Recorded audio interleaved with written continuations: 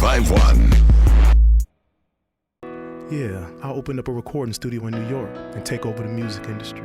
With $50 and a 1990 Isuzu Rodeo, that seemed far-fetched to everyone, except me.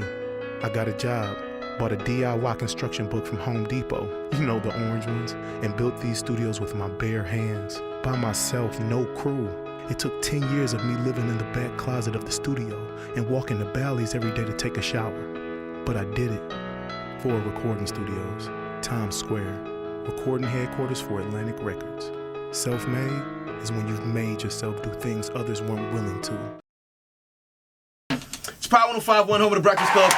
Angel Martinez and that hip-hop and R&B. It's your main man, EmEz, and it is the Sunday sit-down. And this afternoon, I have a very interesting individual, to say the very least, across from me for this afternoon. A&R, Atlantic Records, correct? Correct. Walter Randall. Hey, let's get right into it. As they were telling me, and we was doing research on you, explain to me how you can own studios and be homeless at the same time. Oh man. Yeah, we're gonna get back to all that, but that's how I had to jump off the story. Into it. Yeah, go right in. Explain that to me, because that was the most interesting thing as I read your story. Man, it's one of them things where I think we all been in a situation where you was trying to get something done, and the only way you can get it done was by sacrificing something. Yeah. So the amount of money I needed to get what I was trying to get done, I had to sacrifice something big. So I had to sacrifice rent or being able to stay somewhere. So okay, how'd you get homeless? Well, I'm from Cleveland originally, so I came up here from Cleveland. And I had that dream already, like everybody else had when they come to New York, like this is the city to make it, take over the music industry, the whole nine like that. But I didn't have no money. I was looking for jobs in Cleveland. I found online, DJ J Spot for, the juvenile facility. Okay. I got a job up there, but I didn't have that much money. So what At the juvenile facility, you got a job? I got a job, yeah. Okay. So I was at Spot for working there. And pretty much what happened was I was just saving my money, stacking my money. And when I got enough money, I was like, let me go out here and see if I could find a space that I could afford. And the first place was in Harlem that I was at, and then it didn't work out. I didn't think I could afford Midtown, but all of a sudden out the blue, I wasn't able to do the Harlem one, but I ended up at the Midtown one, which was more expensive. So I was like, I can't afford to stay at a house. And I wasn't even at a house. I was renting a room out in the Bronx, off of White Plains on 224. Just a room? A room. Like I was sharing a bathroom with 4 other people who had rooms on the same floor, so it wasn't, sharing a kitchen.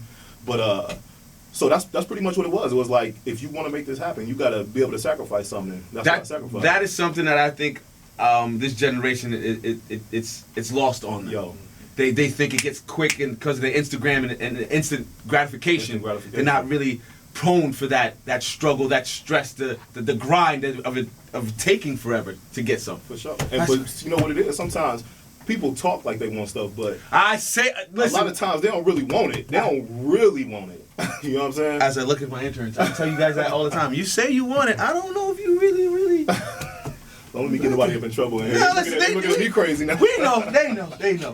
Now, so coming from Cleveland, you had the dream of taking over the music industry. Now, after the thing in Harlem didn't pan out, what was the next step for you? So the next step was I was a little, not devastated, man.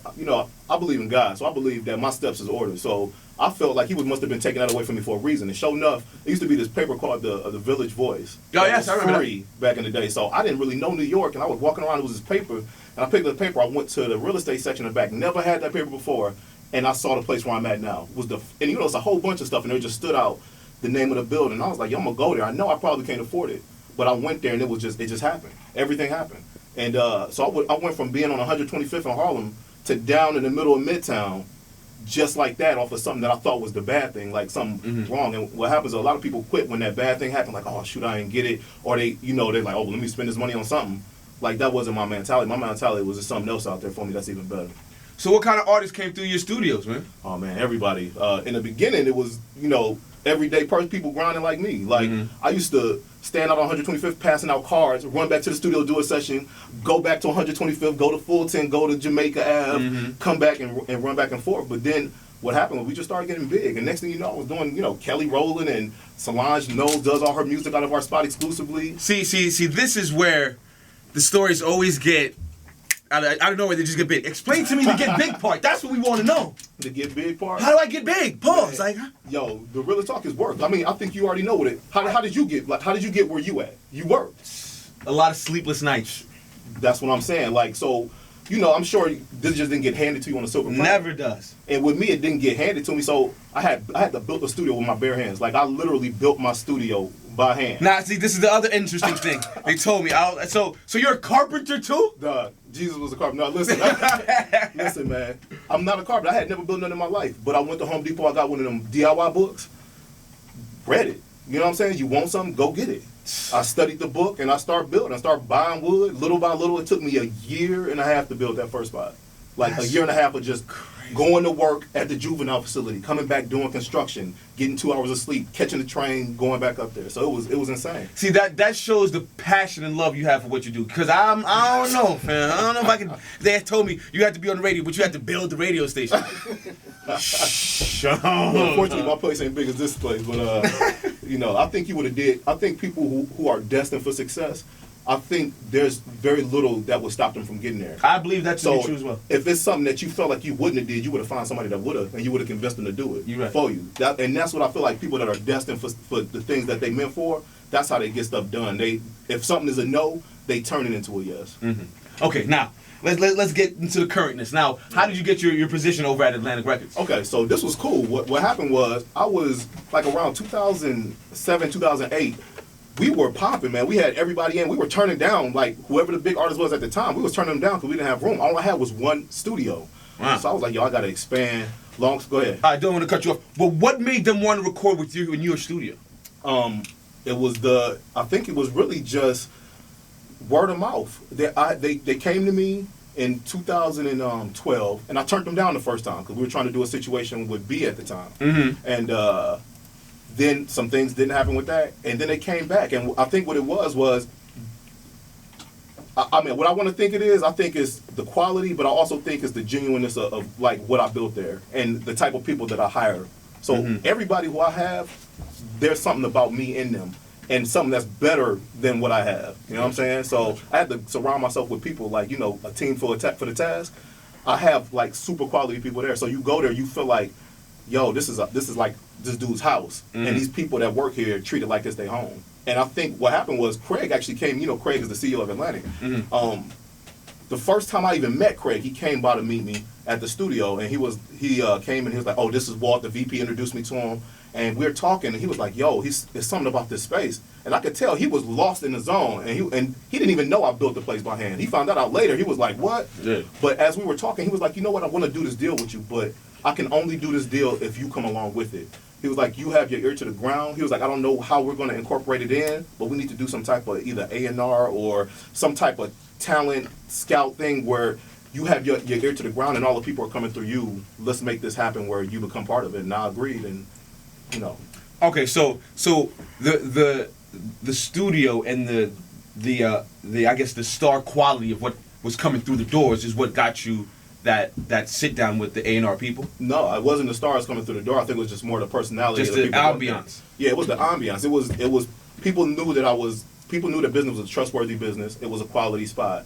Like it was a sense of like people. It was a genuine feeling when you walk in there, and people know that about me because I was the type of person where the labels would get mad at me because let's say Joe Schmo that work in Starbucks has a studio book, session book, and somebody big, and this has happened many times, somebody big at the label has to come in, it's an emergency. The label called me like, "Yo, we have an emergency, we need to get in."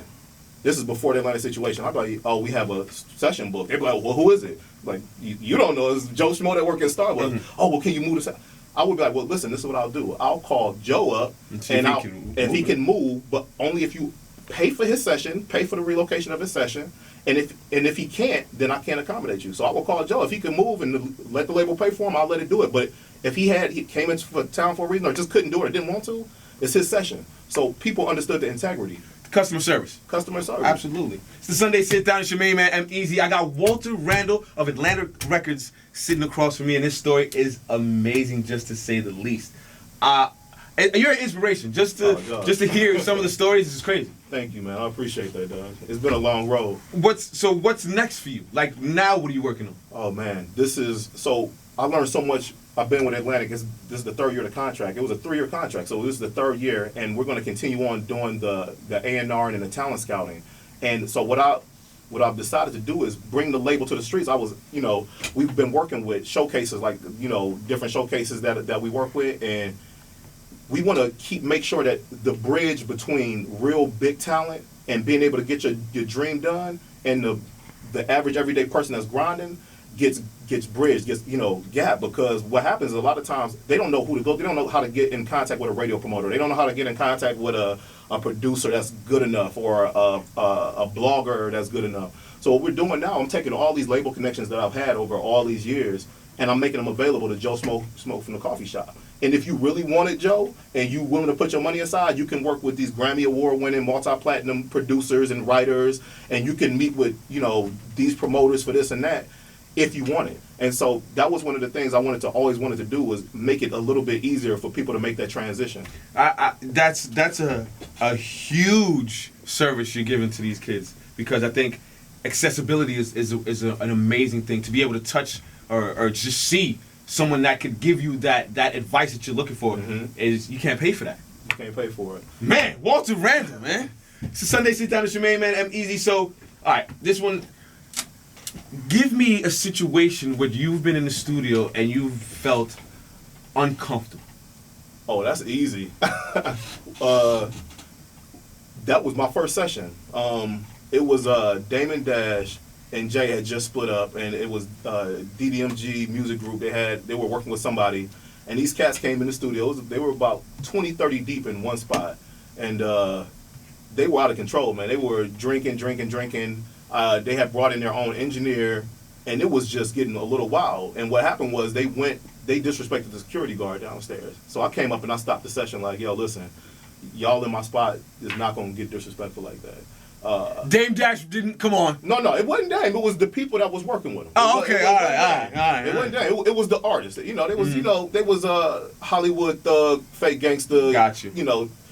But long story short, I had to tell them one too many times, and I ended up having to put my hands on a couple of the guys in the session. Do you care to name who you put your hands on? Oh man, no, I'm Yo, listen, Tri-State. If you're, well, you're probably watching this, so you see the man's stature. You want that man to put your hands on you, no, come on. Walter Randall, your main man, EmEz. So that was the most awkward. That was the most. That's the only time I've ever had to put my hands on anybody in the studio, and it was pretty fast. It was dealt with pretty, and the guy came back and apologized about an hour later. But I've heard it was the quickest fight anybody's ever seen in their life. And I believe him, it was pretty fast. Oh, man. Listen, thank you for coming by, man. Oh, thank you for having me. I appreciate it. I want to come by the studio. I want to see the ambiance. I want to see what the talk is about. Anytime, man. You definitely would love it. And like I said, you're going to hear a lot more from me. And the industry's been hearing a lot more about me. Are there any artists you're working with now? I'm working more with producers right now. Okay. Producers and writers. Like I say, I'm really trying to find the people that's on the street that's gonna be that next. Because things are changing, man. You know that with the labels, with everything, it's making it a lot more accessible to the average person that's really trying to come out and do their thing. Mm-hmm. And I'm trying to be there for that average person that got the grind to help take them to the next level. And that's where I'm gonna get my success from. Well, I'll be watching. Thank you, man. I appreciate it, and I'll be listening. Thank you. I appreciate that. Walter Randall, it's your main man, EmEz. Thank you for coming by. Thank you for having me. It's a Sunday Sit Down. Another example of how easy does it.